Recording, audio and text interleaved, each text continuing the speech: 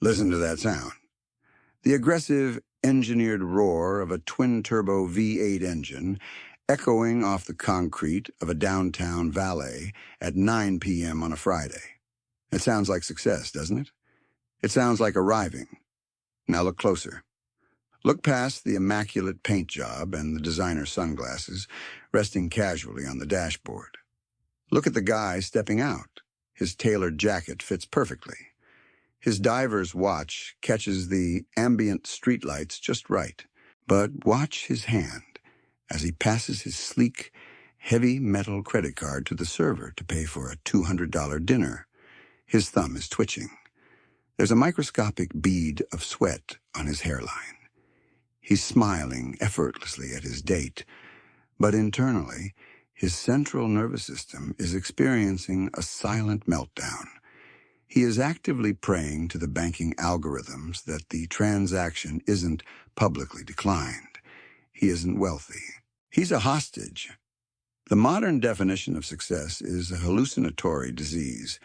We have engineered a culture where true financial power has been completely replaced by the desperate performance of purchasing power. The tragedy of the middle class is that they don't buy things to improve their lives. They buy cages disguised as crowns just to avoid looking like peasants to people they silently despise. He drove here in a machine that depreciates faster than his anxiety spikes. Let's call him the dealership hostage. He genuinely believes the $80,000 luxury sedan makes him an apex predator. But the brutal mathematics prove he's just another lab rat in a leather-trimmed wheel. The financing company didn't sell him a vehicle. They gave him a heavy piece of bait. And now he sacrifices 50 hours of his finite life every single week just to pay the compound interest on a depreciating liability he barely has the energy to drive. Then, scan the room. Look at the woman sitting 3 tables down ordering a glass of imported wine. The wardrobe monarch. She's resting a designer handbag on the empty chair next to her, a piece of stitched leather that costs exactly 3 months of a median salary. The logo is discreet, but instantly recognizable to the trained eye. She recorded an unboxing video for an audience of digital strangers who genuinely do not care if she thrives or starves. But if you strip away the aesthetic filter, if you pull back the curtain, her primary checking account is gasping for air in the overdraft zone. She is funding a royal visual identity with microscopic liquidity. And right across from her, scrolling through his phone, is the overdraft nomad, the guy whose passport is heavily stamped with trips to Dubai, Tulum, and Santorini. His social media feed is a continuous, flawless masterpiece of extreme leisure.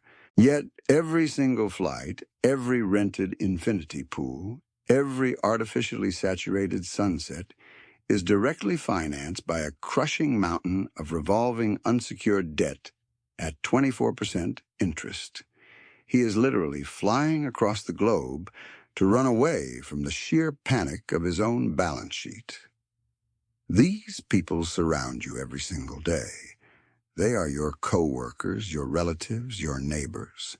You scroll past their curated lives, you see them at the traffic light, and you quietly wonder what secret they know that you don't. You wonder how they effortlessly afford the aesthetic while you are meticulously counting pennies just to build a tiny safety net. Here's the cold, surgical truth. They don't afford it. They are actively participating in the largest, most socially acceptable financial illusion in modern history. A theater of the absurd where the actors are financing their own props with debt they will carry until the day they die. But the terrifying part isn't that they swipe the plastic for the car, the bag, or the flight. The terrifying part is the invisible psychological machinery that convinced them they needed to completely sabotage their future just to feel valid in the present. And once you see the exact blueprints of how this psychological trap is built, You realize you might be standing in one yourself. You don't wake up one morning and consciously decide to ruin your life for a shiny logo. The descent into the fake-rich lifestyle is a slow, agonizing drip. It begins with exhaustion. You give 40 hours of your prime cognitive energy to a corporate structure that views you as entirely replaceable. By Thursday evening, your willpower is shattered. Modern exhaustion isn't a byproduct of hard work. It's a deliberate corporate strategy to lower your financial defenses. The real predator here isn't a vague societal pressure. It's the behavioral data engineer sitting in a Silicon Valley campus, analyzing your exact scrolling speed. The targeted ad machine drops the digital cheese right when the lab rat is too mentally drained to spot the spring-loaded trap. They know you're miserable. They know you're searching for an escape hatch, so they offer you a microdose of luxury. Phase 1. The subscription royalty trap. Meet our fourth archetype, the individual who owns absolutely nothing but rents the illusion of everything. They lease the phone, they lease the vehicle, they finance the smart bike, they subscribe to meal kits, premium streaming platforms, and VIP clothing rental boxes. They're bleeding to death from 1,000 tiny cuts, justifying every single $15 charge because they work hard and feel they're owed a reward. You aren't owed a reward, you are owed autonomy. But you willingly trade your future leverage for a temporary hit of dopamine. You wrap yourself in rented luxury to mask the stench of a suffocating reality. This constant need to medicate your work-induced depression with premium consumer goods is exactly what keeps the treadmill running. The more you buy to cope with the stress of the job, the more dependent you become on the very paycheck causing the stress. It's a perfectly sealed loop, and the environment demands continuous upgrades. Phase 2. The cosmetic empire collapse. Which brings us to the fifth tragic actor in this play, the house-poor aristocrat. They upgrade from a perfectly fine apartment to a sprawling, cookie-cutter McMansion simply because society told them it was time to level up. From the street, the massive doors and pristine lawn look like the ultimate victory. But walk inside. The dining room is entirely empty. The living room echoes because they can't afford a rug. If the HVAC unit breaks down, they're one repair bill away from absolute insolvency. A mortgage shouldn't be a vanity project, yet millions treat it as the ultimate flex. Owning a massive home you can barely maintain is the financial equivalent of wearing a golden straitjacket. You look incredibly shiny, but you cannot breathe. And who are they trying to impress with all this empty square footage? Not themselves. They're performing for an indifferent audience.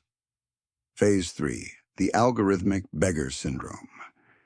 The sixth archetype is the digital performer. They buy luxury items specifically to create content, practically begging the network for validation. They trade hard-earned capital for fleeting digital applause. It's a pathetic exchange rate. The banks actively fund this delusion, gamifying the descent into ruin. The premium rewards card is the ultimate financial mousetrap. It flatters your ego, makes you feel like an insider, and quietly prepares to snap your neck the moment you stumble. And then we reach the final boss, the seventh archetype in this tragic play, the minimum payment sovereign. This is the individual walking around with $50,000 in available credit across 4 platinum cards, completely confusing their credit limit with their actual net worth. They buy the custom golf clubs. They order the bottle service. Why? Because the banking app on their phone tells them their minimum payment is only $400 a month. They look at cash flow, not total liability. They think they are outsmarting the system, but they are completely blind to the mathematical slaughterhouse waiting for them. Phase 4. The reverse compound guillotine. Now let's look at the brutal math, not the safe theoretical math they teach you in high school. The blood-soaked math the banks actively hide in the terms and conditions. We are going to apply the law of reverse compound interests. You know compound interest, the magical silent force that makes the genuinely wealthy wealthier while they sleep. Reverse compounding is the exact same engine, deliberately put in reverse to grind your future into dust. Let's take the overdraft nomad we talked about earlier. Let's say you rack up $25,000 in lifestyle debt to maintain the fake rich aesthetic. The sudden trips, the imported clothes, the premium dinners you forgot you even ate. At a standard 24% interest rate on a premium rewards card, if you only make the minimum payments, you are not paying back $25,000. You will spend the next 30 years of your life paying back over $110,000. Think about the psychology of the financed steak dinner. You swipe the heavy metal card. You feel the dopamine spike. The server nods with manufactured respect. That feeling lasts exactly 45 minutes. But because that $200 meal was added to a revolving balance you aren't paying off, it will sit there compounding. 5 years from now, you will literally still be working shifts to pay for a piece of meat you digested half a decade ago. That isn't just bad budgeting. That is financial self-harm. The greatest psychological trick the modern banking system ever executed was convincing the working class that a high credit score is a measure of absolute success. It isn't. A high credit score is simply a metric of how profitably you can be farmed for interest. It is a collar of obedience. Let's translate those numbers into the only currency that actually matters. Time. Finite, unrecoverable human time. If you take home $25 an hour after taxes, that $110,000 in total credit card repayment doesn't just cost you money. It costs you 4,400 hours of labor. That is 2 entire years of your working life. 2 solid years of waking up to a screaming alarm clock, sitting in gridlock traffic, dealing with a corporate manager you despise, and sweating under fluorescent office lights, just to pay off the interest on a wardrobe that is already out of style. You think you are building a premium lifestyle, but you are literally buying the steel bars of your own cage on installment at a premium markup. You are greasing the gears of the hamster wheel with your own life force. The system doesn't want you to calculate this. The system desperately needs you to focus strictly on the monthly payment, because the moment you zoom out and look at the absolute total. Phase 5. The mathematics of illusions. The illusion completely shatters. The fake rich are walking corpses. They are financially dead, but their credit limits just haven't realized it yet. They drive European cars but lose sleep over a $500 emergency room bill. They wear heavy gold watches but have absolutely zero equity in any asset that actually produces cash flow. They traded genuine ownership for cheap aesthetics, and the bill is coming due. The ultimate tragedy isn't that they are broke. It's that they engineered their own poverty, perfectly step by step, while smiling for the camera.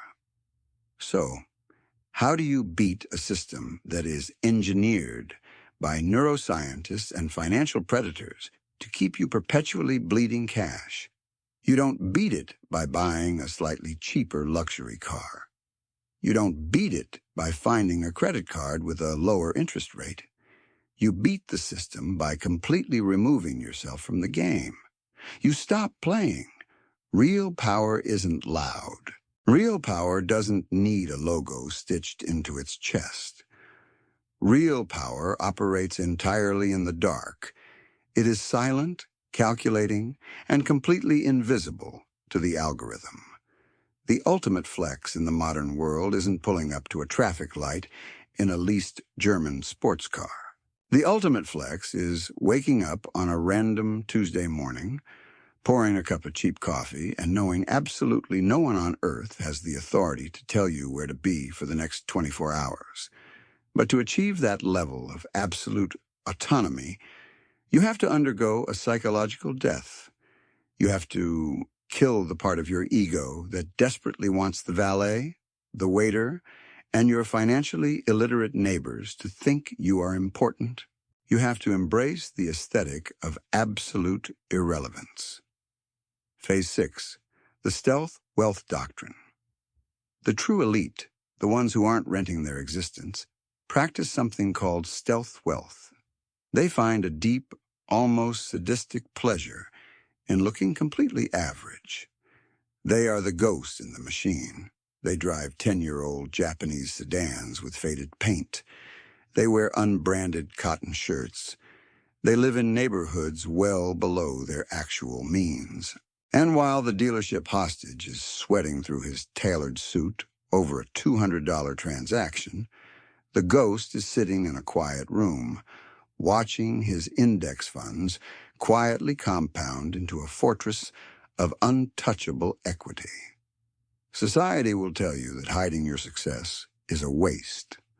The banking cartels desperately want you to believe that if you don't show it off, you haven't actually made it. They dangle the platinum plastic cheese because they need the lab rat to stay actively hooked on the treadmill of public validation. The moment you stop caring about the applause of strangers, the maze completely loses its structural integrity. You become immune to the trap. You have to reprogram your brain to view flashy consumption not as a sign of success, but as a distress signal. When you see a guy wearing a $50,000 watch, don't admire him. Pity him. Recognize the watch for what it is. A very heavy, very expensive pair of handcuffs. This isn't just about saving money. This is about reclaiming your psychological sovereignty. The modern consumer is terrified of boredom and terrified of being judged. You must actively weaponize those fears. You must learn to sit in a quiet room and simply exist without ordering a premium package to feel alive. Phase 7, the Ghost Protocol Blueprint. Your new operating system is absolute silence. Be the most unremarkable person at the neighborhood barbecue. Let your cousin brag about his new 60-month loan on a luxury truck. Nod politely. Tell him it looks great. Let him enjoy his temporary hit of dopamine. Do not argue. Do not try to save him. The Matrix requires participants, and he has volunteered as tribute. Your job is to quietly redirect every single dollar of that invisible lifestyle tax into purchasing your own freedom. You are buying back your Mondays. You are buying back your nervous system. You are constructing an invisible wall of leverage that no corporate restructuring, no market crash, and no algorithmic shift can ever touch. The path out of the cage is lonely. It is profoundly unglamorous. There are no balloons, no unboxing videos, and no VIP lounges waiting for you at the exit. Just a quiet, enduring peace. Tomorrow morning, the alarm will ring. The wardrobe monarch will wake up exhausted to pay for her leather bag. The overdraft nomad will panic over a declined transaction in an airport terminal. The machine will turn on, and the slaughterhouse will resume its daily operations. You can either put on the suit, swipe the card, and step back onto the wheel, or you can become a ghost and walk right out the front door.